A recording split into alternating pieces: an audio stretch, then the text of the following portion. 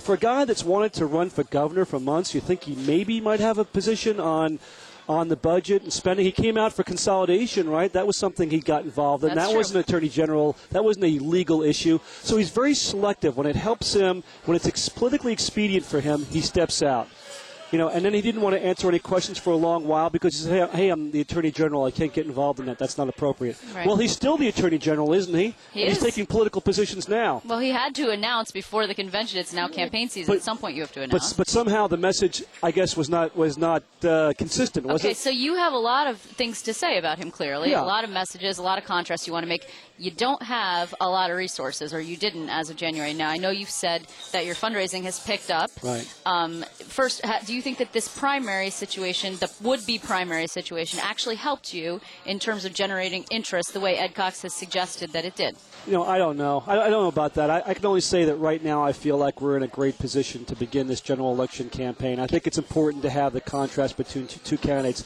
People in the end have to choose from candidate A, status quo, or candidate B, somebody who's from outside Albany who's got a record of lowering taxes and cutting spending. And I think they're going to pick overwhelmingly the guy that is from outside Albany who pledges to clean up the place, who's a former prosecutor, that's me.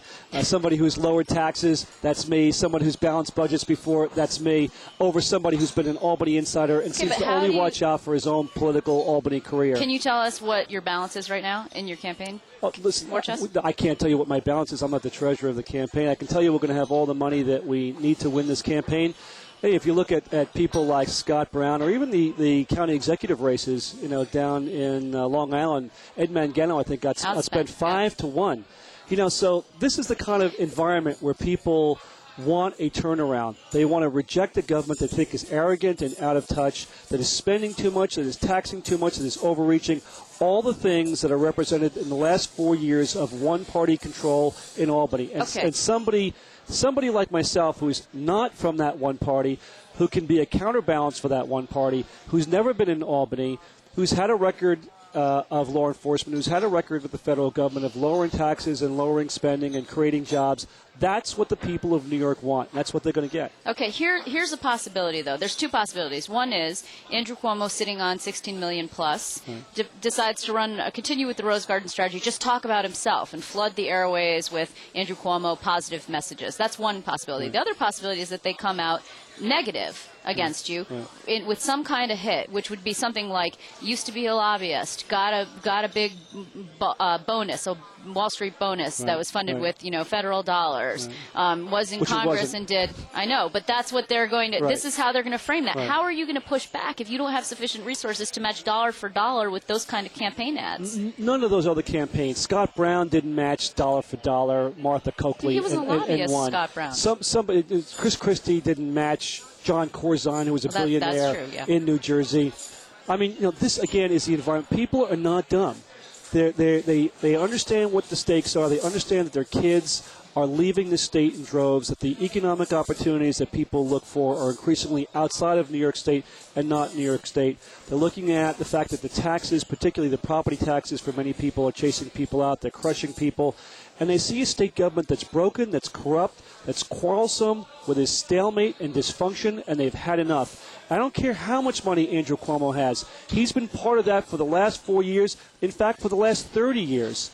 And no New Yorker in their right mind is going to vote for somebody to continue 4 more years like the last 4 years, which have been the worst 4 years in the history of New York State government. But the Cuomo name, I mean, particularly in some areas of the state, engenders a lot of some good feelings because of Mario Cuomo. What's your opinion of his stewardship and his governorship of the state? I think if you look at the record, welfare skyrocketed, jobs left, corporate headquarters moved out. Those were really bad years for New York. That's the reason why George Pataki routed him out of office. I mean, if he was a great governor with great success, he wouldn't have been defeated, right? Do you have to feel like you're running against both of them almost? No. I think it's. Listen, I look at Andrew Cuomo's record, and it ties back to Mario Cuomo's record. I think you've got to hold him somewhat accountable and look at his career in that context.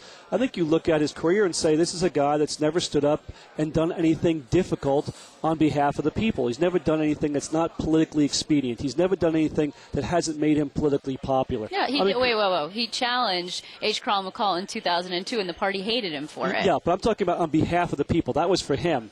So let me give you an example. For example, so he takes the investigation of David Patterson until 2 weeks of bad polling numbers come out, and then he drops it like a hot potato.